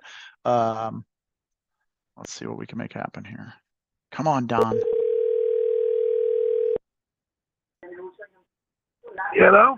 Hey, Don, it's Chris. Okay. Yeah, we spoke earlier about your property. I was supposed to call you back, and I had something come up. Oh, I yeah, had okay. Yeah. Sorry about that. We have a rental property. I don't know if you're familiar with Valdosta, Georgia, but Valdosta got basically decimated by the hurricane, and we were trying to coordinate with the tenants to make sure that everybody's okay. And so it's just drama, man. Did I catch you at a bad time? No, I'm fine. Okay. All right. Perfect. Cool. So, appreciate the patience. So brought this to the team. They looked at everything, and, the first thing I want to let you know is congratulations. They did approve, the property, to be purchased. Now this is the first one that they've actually approved for me in Illinois in the last, I don't think I've done a deal in Illinois since July. So I'm really excited about that. Let me explain what they've approved. So there's two different scenarios. The first one, I'll just be straight up with you. You're going to say no, because you're going to feel like they're just trying to steal it from you. Okay. Right. So the offer was approved to buy the property cash as is. They approved the closing to be within 60 days. No commissions would be taken out, and all the closing costs are covered by us. Now, when they approve a cash offer, they set aside the funds into a virtual withdrawal account, so those funds don't get used for anything else. But the cash offer is just going to be wildly off from where you want to be. It's not even like half of what you were looking for. So I don't think that makes sense, and nor do I think you would even consider it, right? Now, with that being said, I had them look at this through a couple different lenses, especially since, your whole thing was you just don't want to have to manage making the payments to the mortgage company. You don't want to be responsible for the tenants, the termites, the toilets, and everything. So one of the ways that they've come up with where we could actually get this done at a number that makes sense is what we could do is we could basically take it on as where we would do $3,000 up front, and we would do this as a lease option. Okay. So we give you $3,000 cash up front. And then effectively what we would do is we would mirror those terms that you were saying you were open to earlier, where you were looking for, as long as your mortgage is covered and the equity, at 80 grand, if you were getting 4% on that. So what they did was they calculated what the monthly payment on, because that's basically, if you take 80,000 minus the $59,000 balance, and then minus the $3,000 that we would put up front. Right. That's 18,000. So $18,000 at 4% interest is basically $85 to $86 a month. Okay. Okay. So what they would do is they would give you $3,000 up front. We would make your mortgage payments and we would give you $85 a month. So that's 673 plus 85. So that's 758. And what we would do so that you don't have to pay the mortgage, it's all going to get taken care of by a third party servicing company. We'll foot the bill for that expense, which is probably like another 40 or $50. And then, Right. And then you guys would pay if there's an increase in taxes or insurance, right? yeah, so we would make the mortgage payment. All that would come out of the payments that we're doing. So the third party servicing company would facilitate all of that. Any changes there, we'd also be responsible for the maintenance. Any Right. improvements that need to be made. So effectively, now here's the other thing, and you might not have thought of this. Here's why this type of a structure is even better than doing like a sub 2 seller finance, because the title's still going to remain in your name. So the benefit to you is you still get to write off the depreciation. Right. Right. So Okay. you get that tax benefit as well, right? So we'll make those payments, and then it's $3,000 cash to you up front, and then at the end of normally when we do a lease option, we do like a 3 to 5 year lease option. So then at the end of that 3-year term, we have the option to just buy it out at that $80,000 number. Okay. I like that. All right. Yes, I do like that. Put up the papers. This guy's supposed to come back with me with something. This other guy, but I'm just going to turn it down. I don't like either option he was telling me. Yeah. Okay. Because all right. What was that? Okay, so I got to draw up the papers. He's doing that too, drawing up more papers, and I'm just not going to go with it. I gotcha. Yeah, I mean, we looked at it a few different ways, and honestly, I mean, from a numbers standpoint, I think this makes it win-win for everybody. You get, more than what you're looking for, and yeah. So, okay, so let me do this. I just need to grab a couple pieces of information from you. Let me make sure I have. So the email address that I have is Donald Dean.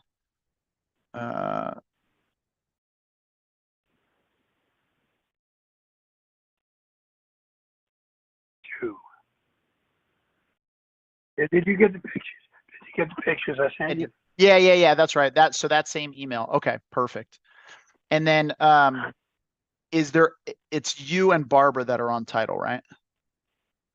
It's Donald W. Dean and Barbara L. Dean. Okay. W. Dean and Barbara L. Dean. Okay. Perfect. All right. So let's see here. So I'm going to work on getting that stuff drafted up. What's a good time? Now it's already after hours here. So the guys already kind of like all took off. What's a good time in the morning for me to hop on with you and kind of review everything with you? Hey, I'm retired, so anytime, whatever's convenient for you. Okay. All right. Perfect. So I'm usually in by, between 9 and 9:30 Pacific. So are you Central? Yeah, well, I'm Central, yeah. Okay. So yeah, around 11:30, 11:30. Yeah, about noon time.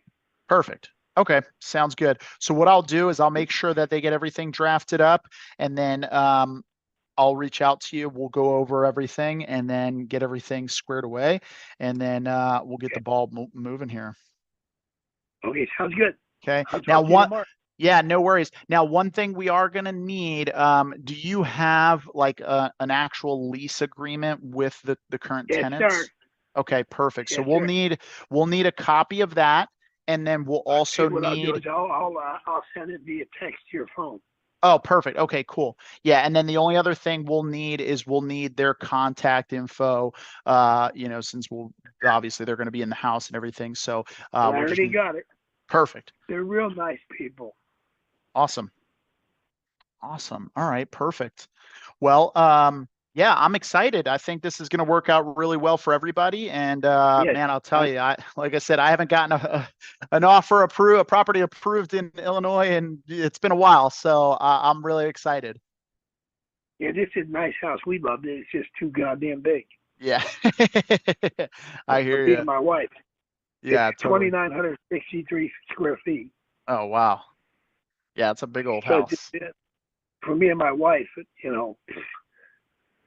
Nice. don't get me wrong. After 49 years of marriage, I can hide in a lot of places. Yeah, right. Sometimes you need a bigger house. Yeah. Oh, that's funny. But it's just too big. Yeah. No, I understand.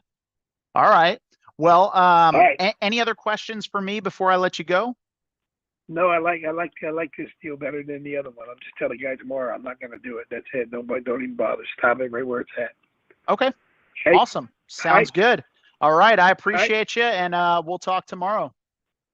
All right. Bye-bye. All right. See you, Don. Perfect. That's going to be a freaking killer deal. And so here's the thing, right? Like, guys, this is probably going to be one of the easiest deals for us to make money on because there's so much we can do with this, right? This one, the tenants are paying $1,100 a month, right? We have no other overhead other than what we're paying him and the servicing fee, right? So 1,100 minus 673 minus $85 minus $40 at best. That's $302 a month in net cash flow. We don't even have to sell it to them on a lease option. We can literally just sit on it for the next till 2025, the end of 2025, December 31st, right? So we basically have $300 a month times 12, 13, 14, 15. So times 15 months, that's $4,500 of cash flow between now and the end of their lease. So we can either just sit on that, right? Which is okay, but it's a 1915 build, right? I don't want to sit for 15 months and hope that the house doesn't fall apart, right? Because there's a high likelihood something's going to come up. So what we can do, I mean, even if we said, hey, we'll lease option it to you for a $5,000 fee or $10,000 fee, like they'll be able to come up with some money and we can offset it by lowering their rent, right? I would much rather, like if they're like, oh, we can't come up with $20,000, right? What I would do in that scenario is I would say, okay, what would it take for you to come up with $20,000? 673 plus 85 plus 40 is $800 a month. So we can save them $300 a month times 12. That's $3,600 right there, right? So how much could you come up with? Could you come up with $15,000? And here's what we'll do is we'll reduce your monthly rent to $800 a month, right? So you give us 15 grand. So then we pocket 12 right up front. And then your rent is only $800. And then at the end of 3 years, you have the option to buy it out for $80,000 or $95,000, whatever it is. Well, we got to do the math and figure it out, but it's still going to be a good deal. So we can make money on this a handful of different ways. So hopefully you guys got value out of this. I'm going to wrap it up for the night. If you guys have cash deals that you can't get across the finish line and make money on, maybe it's too skinny or you don't have buyers. We have buyers. We can dispo nationwide. But even better than that is we can convert your cash deals into novations where we can make 20, 30, 40, 50, $200,000. We have a deal right now that's in the pipeline that's about to get listed here in the next couple weeks. It's going to be a $200,000 profit on a novation. We got another one that's like $175,000. We just closed one on Friday that we got paid for. It was like a $35,000, $36,000 novation. So, you know, novations, you can definitely increase your proceeds. And if you have a deal that's dead, is not going to get across the finish line, you're not going to make any money on, and you want to make some money on, bring it to us. We'll convert it to a novation, and easy peasy, get you guys paid, and show you guys the ropes along the way. And we'll hold your hand along the way so you guys can learn how to do it on your own. You don't need to use us on every single deal moving forward. Just bring us a couple deals here. You know, we'll train you on them, and then you can go off and do your own. And if you ever need help with them in the future, you know, feel free to just reach out. But you can submit them to www.closeanddispo.com, all one word, and it's the word end, and submit your deals there. And stay tuned for more seller calls. Click the like button, hit the notification bell, subscribe, and make sure you keep showing up, where we make real estate investing easy. Peace.